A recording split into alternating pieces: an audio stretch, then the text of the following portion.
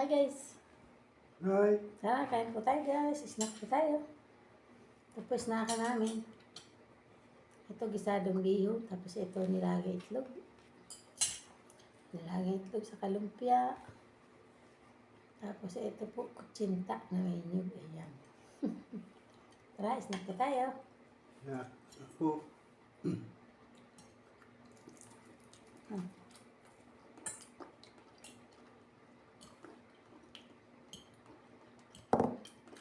Kain po tayo. Sausaw sa suka na manghang.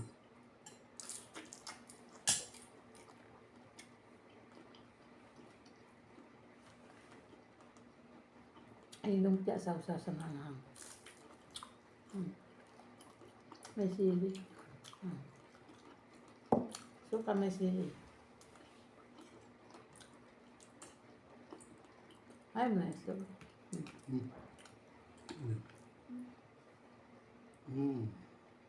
Itlog. Nilagay itlog.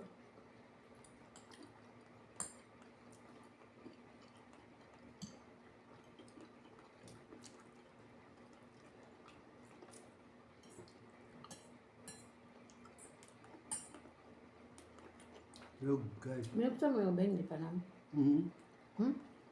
Hala, Kaya yung problema. mainit ito na. Napainis ako. Makasura na mainit yun. Alagay na tinapay.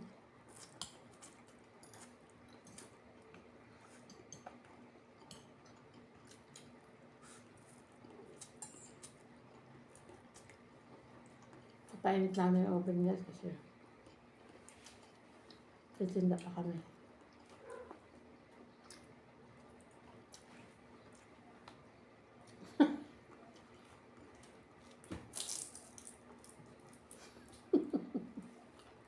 Nahulog? Nahulog na. Ba't kasi hindi mo nawakan? Nahulog mo na?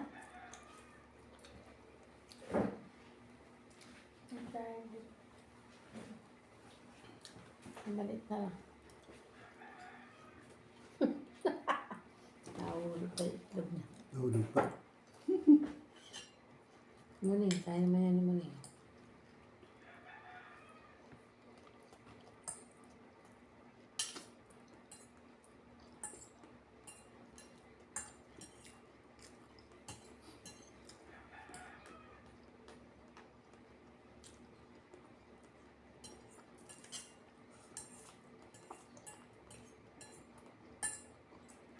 Kahit guys, dalawa lang kayo sa buhay.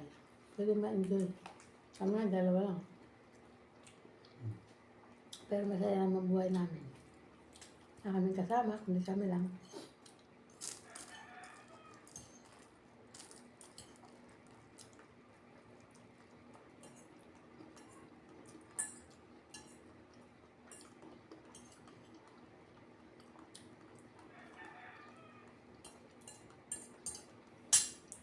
Mas masaya ang dalawa lang kayo guys. Nang problema.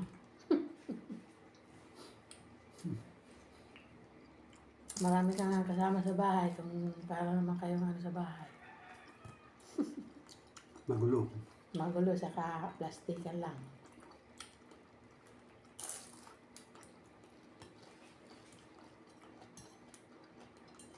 Hindi mo close mga kasama mo. Nang kwentang kasama.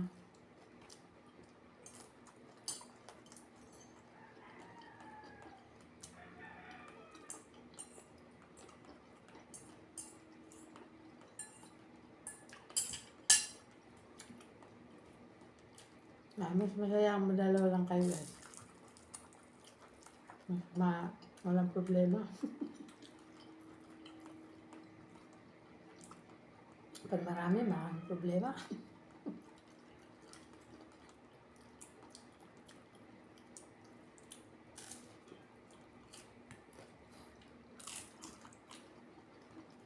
Lalo na kung mga kasama mo ayaw sa'yo. Ako. Yan naman ba isarap kung pagkalikod mo na? Chut, chut, chut, chut, chut. Hindi naman pala totoo sa'yo. Kahit kadugo mo pa.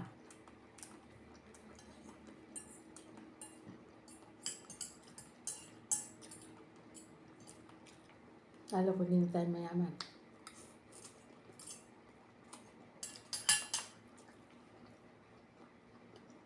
Pero kung lagi nakapagbigay, ha, mabait niya sa'yo. Pero pag hindi ka papasinin. Kaya alaga mo sa bigay. Dapat lagi ka magbibigay.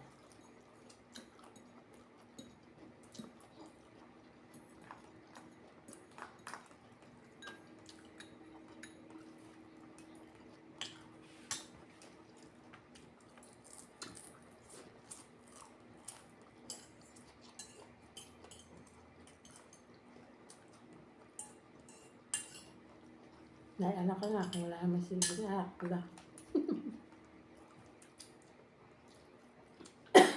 Ang hanggang sili.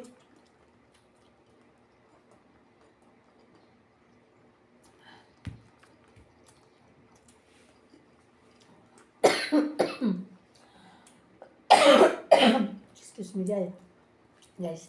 Ang hanggang sili. Mga Ano, kinain ko kasi yung sili.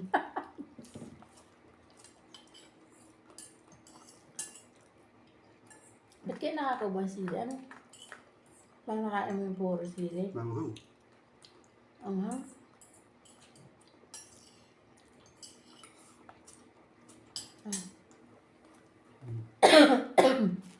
Excuse me.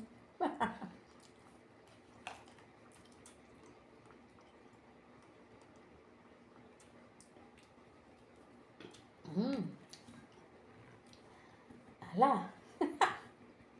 Pinabaw ko ng sili. Guys. Ano to? Cinta. Ayan.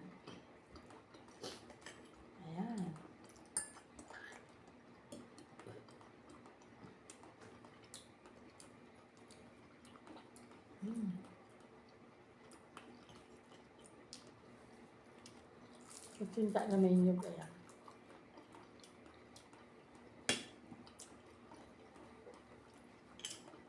Masarap ang timpla ng kutsinta. Hindi malabsa.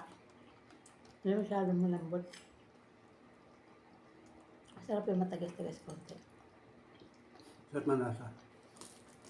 Masarap. Tama lang timpla niya.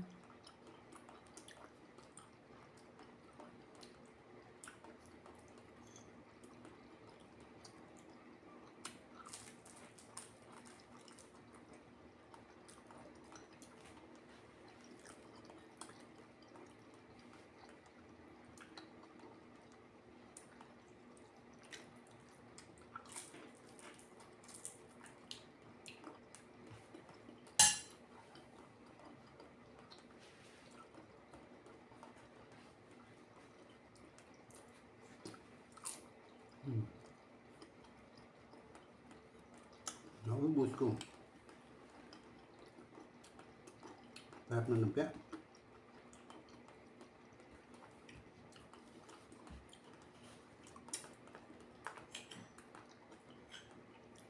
Saan guys, pag dalawa lang sa buhay.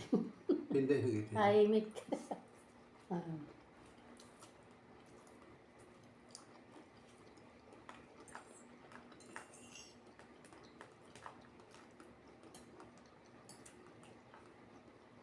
Dati may mga kasama kami sa bahay. Lang pakialaman. Pakialam ng iba. Hindi naman masaya. Pag ang kasama mo hindi masaya, hindi ka rin masaya. Puro problema lang bibigay sa'yo. Mas maganda na yung ganito.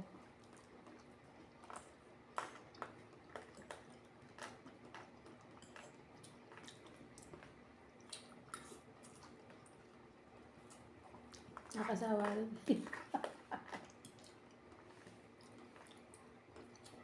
Ayoko parang maingay.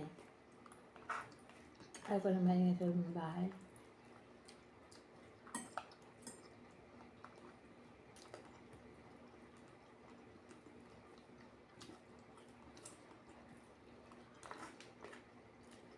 Bahala na pagtanda.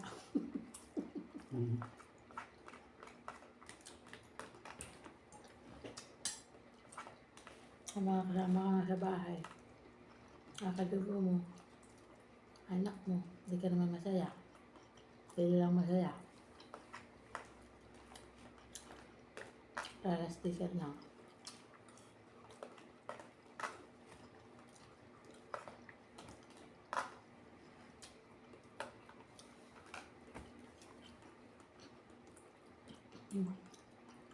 Ano mabait sa'yo, hindi naman pala.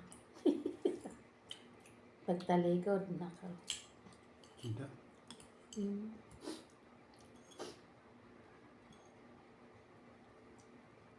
Kahit magutom ka, hindi ka naman tulungan.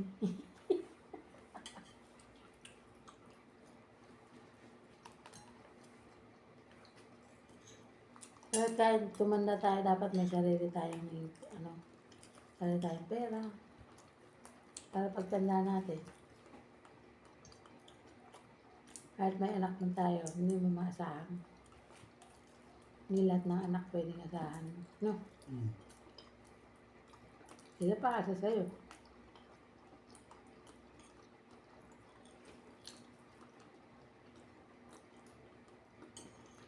Halip na pagtanda, may masasandalan kang anak. Yung gabay mo. Wala rin.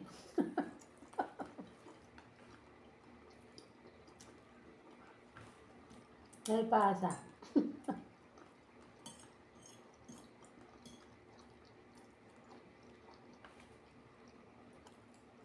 Maasahan naman, konti lang.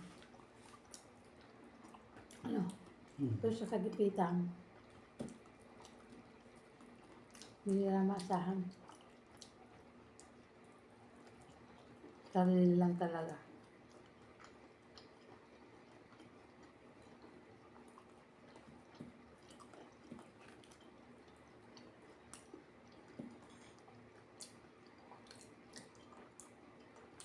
Dahil ko cinta mo din. Gusto na. Ayun. Gusto na.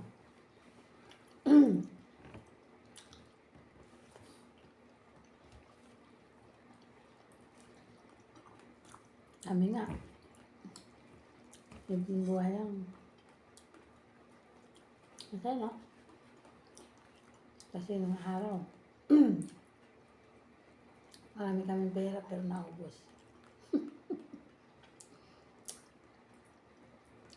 Naubos din sa katutulong. Tapos nung kami ang humingi ng tulong, minsan ka lang mapagbigyan, hindi ka makaulit. Ang galing na sa'yo. Di ba guys? Ayan guys. Kaya tayo, bago tayo tumanda, dapat mayroon tayong sarili nating pera. Magtaga-save-save tayo na tayo malakas pa para pagtanda natin. Kahit wala man sa ating umintindi, may ito pambabayad sa mga tao, di ba, na pwedeng maging gabay natin pagtanda. Meron tayong pampasahod. Kasi sa mga kadugo, malabong maasahan mo yan.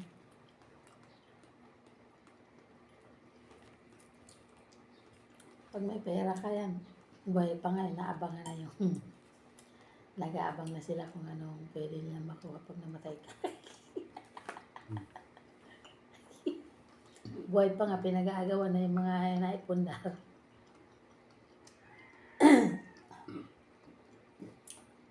Kaya, yan. Dapat huwag na tayo magpundar ng kung ano-ano, di ba? Kung may mga anak tayo, pag-aralin na. Di ba? Tama na yun kasi pag nagpundar ka, buhay ka pa, agawan ka na ng anak mo. Hindi mo napapakinabangan. Pinangungunahan na ng anak. Buhay pa yung magulang, nawawalan na ng karapatan sa mga pinundar. Ari-ari yan. Excuse me po. Di ba? And guys, thanks for watching po rin. Kasi nasasabi ko yan kasi na-experience po namin yan. Yeah. May sarili ka ari-arian, nawawalan ka ng karapatan. Oh. Nawalan ka ng karapatan na sa mga ipinundar na ari-arian, di ba? Hindi mo magamit. Hindi mo pagkalaman kasi may ibang nakikialam. Kaya dapat pundar lang tayo ng sarili natin na tama lang, may tirahan lang, may pagkain, okay na. Payaman pa tayo. Nahirap din. Yung mga hindi nagpakahirap, buhay ka pa nga, inaabang nila, pinangungunahan ka na sa pinundar mo. Inaagaw na nila, buhay ka pa. Di ba? Kaya ayan. Dapat meron na tayong sariling pera pagtanda natin, may pambili tayong pagkain natin, sana hindi magkasakit. Ako sakali, may pambiling gamot, yan. Ganyan lang dapat ang buhay para punta ka marami. Mahirap din. Tapos yung makikinabang, hindi naman maasahan. Lagi nang naaasa sa'yo. O kaya maasahan mo, magkaunti lang. Di ba? Kaya yan, ayan ko sa inyo guys. Basta ako yun na experience ko. Yung magpundar ka tapos pag mayroon kang anak, mangungunahan ka, hindi mo na mapakinabangan na pinundar mo. Buhay ka pa, kinukuha na. Kaya, ayan. Kaya ngayon, masaya na kami kahit na araw-araw lang maliit ang income namin. Basta hindi kami nagugutom. Nabibili ko yung maintenance ni Mr. na gamot. Kabayan ng tubig, kuryente. Ay, wala nang sakit. Okay na yun, masaya na. Ayan. Basta pagtanda natin, mayroon tayong naka-ready rin na pambili natin, pagkain natin. Okay, kahit walang mga kamag-anak na maging gabay natin, may pampasweldo tayo sa ibang tao, di ba? Para makasama natin, di ba? Ayan. Minsan nakakatakot din tumanda eh. Pero okay lang, basta wala sakit. Kaya natin sarili natin, di ba? Alagaan. Kasi kahit may anak tayo o wala na tayo anak, wala tayong asahan kundi sarili natin. Kahit mga may kapatid ka, may pamangkin ka, may anak ka, may kadugo ka. Pira lang ang pwede mong asahan. Ayan. Yun lang. Pag may maiiwan ka lang, yan. Buhay ka pa nga, pinag-aagawan na. Ayan. Kaya, dapat simpleng buhay na. May anak, pag-aralin. Ayan. Tapos pag nakatapos sila, magpunta na lang siya ng sarili nila. Para walang gawa, walang gulo. Di ba? Kasi mahirap yung punta kang punta, tapos di mo mapakinabangan. Iba yung nakikinabangan.